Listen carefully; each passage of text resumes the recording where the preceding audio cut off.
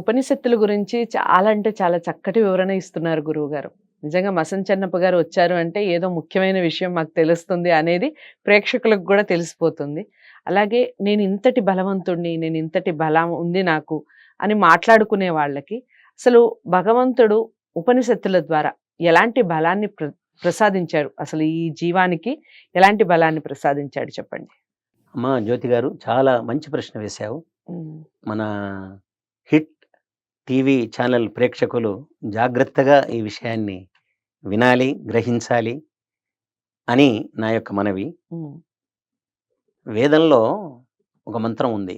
యాత్మదా బలదా యస్య విశ్వ ఉపాసతే ప్రశిషం యస్య దేవాః యస్య ఛాయామృతం యస్య మృత్యుః కస్మై దేవాయ హవిషా విధేమా. ఇందులో దీని మంత్రార్థం చెప్పాను నేను, ఎందుకంటే స్కూల్ పిల్లలకు టీచర్ చెప్పినట్లు అవుతుంది. కాబట్టి యా ఆత్మద బలదా అన్నాడు. బలదా అంటే మనకు బలములు ఇచ్చేవాడు పరమాత్మ. కేవలం శరీరాన్ని ఇచ్చేవాడే కాదు, ప్రాణాన్ని ఇచ్చేవాడే కాదు, మనస్సుని ఇచ్చేవాడే కాదు, వాక్కునిచ్చేవాడే కాదు, మనకు జీవనం ఇచ్చేవాడే కాదు కదా. కానీ మనకు ఆ పరమాత్మ 4 బలాలు కూడా ఇస్తున్నాడు.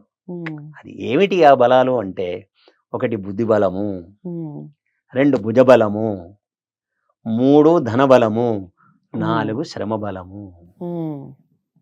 బలాలు కూడా ఆయన ఇచ్చాడు ఆయన. కాబట్టి ఎవరు బుద్ధి బలాన్ని సంపాదించుకుంటారో వాళ్ళు బ్రాహ్మణులు,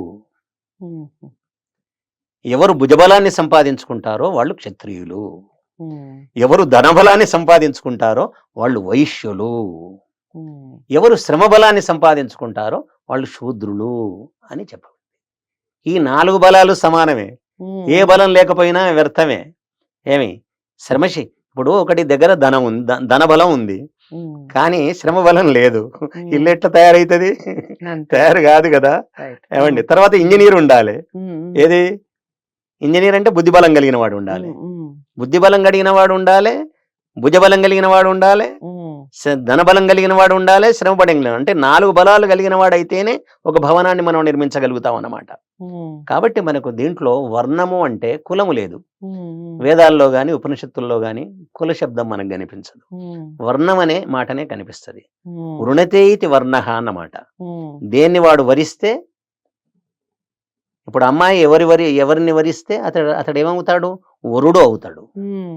అమ్మాయి ఎవరిని వరిస్తే అతడు వరుడైనట్లే, దేన్ని ఏ పనిని వరిస్తే ఆ పని ద్వారా ఆ పేరు వర్ణంగా ఆ మనిషికి వస్తుంది అని ఉపనిషత్తు చెప్తా ఉంది. ఏ వర్ణంతో పుట్టాడు? పుట్టగానే అంటే దీని ఉపనిషత్తు ఏం చెప్తుంది? పుట్టగానే బ్రాహ్మణుడుగా పుట్టాడు, క్షత్రియుడుగా పుట్టాడు, శూద్రుడుగా పుట్టాడు అన్నమాట. తర్వాత పుట్టిన తర్వాత ఈ పనులన్నీ చేస్తూ ఉంటాడు. కాబట్టి ఇక్కడ 4 బలాలు ఇవి లోకానికి కావాలి. దేవదేవుడు మనకు సంగెను 4 బలములు జీవనంబున 4 బలములు బ్రతుకు కొరకై. మన బ్రతకడానికి 4 బలములు భగవంతుడు ఇచ్చాడు. ఇందులో ఏ బలం తక్కువైనా గాని ప్రపంచం నడవడానికి అవకాశమే లేదు.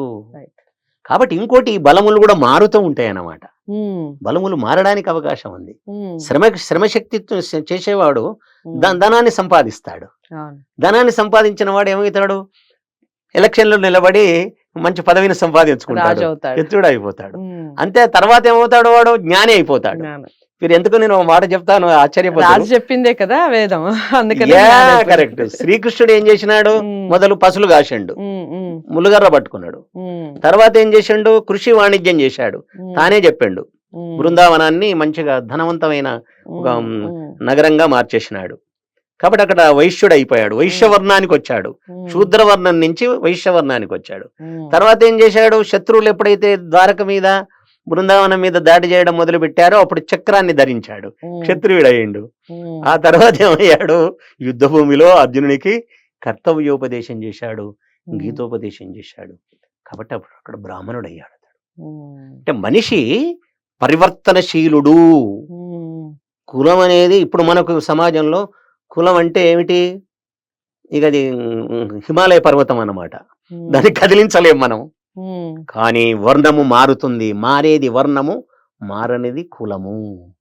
కాబట్టి ఇవి 4 వర్ణములను భగవంతుడు సృష్టించిచ్చాడు. 4 పనులు చేసేవాళ్లను ఆ పేర్లతో పిలవడానికి. ఉమ్, ఉమ్, అంతే అన్నమాట. 4 రకాల వాళ్ళని సృష్టించలేదు, వర్ణాలను వర్ణాలను సృష్టించాడు. అట్లే నేను అన్న ఇంతకుముందు మనం 3 రకాల మనుషులను సృష్టించలేదు, 3 స్వభావాలను సృష్టించాడు. ఏ స్వభావాన్ని వాళ్ళు అలవర్చుకుంటే ఆ పేరుతో వాళ్ళు పిలుస్తారు. మనం కూడా అంతే కదా, చదువు చెప్తే అధ్యాపకుడు అయ్యాడు, అవునా కదా? అంతే కదా. బస్సు నడిపిస్తే డ్రైవర్ అయ్యాడు, పాలమ్మితే పాలవాడయ్యాడు. అంతే, ఏ పని చేస్తే ఆ పేరుతో. ఆ పరివర్తనశీలమైనటువంటి ప్రపంచాన్ని మనం ఉపనిషత్తుల్లో, బృహదారణ్యక ఉపనిషత్తుల్లో చక్కగా చూడవచ్చు. రైట్. చాలా అంటే చాలా చక్కటి వివరణ ఇచ్చారు. ముందు కొన్ని రోజుల తర్వాత, అంటే కొన్ని సంవత్సరాల తర్వాత, మేము చూడకపోయినా మా పిల్లలు చూడకపోయినా వాళ్ళ పిల్లలు చూస్తారు అని మా నాన్నగారు ఒక మాట అంటూ ఉంటారండి. ప్రొఫెషన్ని కులంగా మార్చేస్తారేమో ఇంకా ముందు తరాల వారికి ఈ కులాలన్నీ పోయి టీచర్ ఒక ఇది అలాగే ఇప్పుడు ఏ ప్రొఫెషన్ ఉంటే ఆ ప్రొఫెషన్ కులం అయిపోతుందని గురుగారు చెప్పినట్టు ఉపనిషత్తుల్లో ఎంతటి చక్కటి వివరణ ఇచ్చారు. అసలు ఏంటి భగవంతుడు సృష్టించాడు, మనం దేన్ని ఆచరించాలి, దానివల్ల మనకి పొందే లాభాలు ఏమిటి, ఈ విషయాలన్నీ కూడా చాలా చక్కటి వివరణ ఇస్తున్నారు మసన్ చెన్నప్ప గారు. ప్రతి వీడియోని కూడా మొదటి నుంచి లాస్ట్ వరకు వాచ్ చేయండి. మీకు డౌట్స్ ఏమన్నా ఉంటే కామెంట్ బాక్స్లో తెలియచేయండి. ఇంకా ఉపనిషత్తులకు సంబంధించి మీరు ఇంకా ఏమైనా తెలుసుకోవాలి అనుకుంటున్నారా, ఆ విషయాలన్నీ కూడా కామెంట్ బాక్స్లో తెలియచేయండి.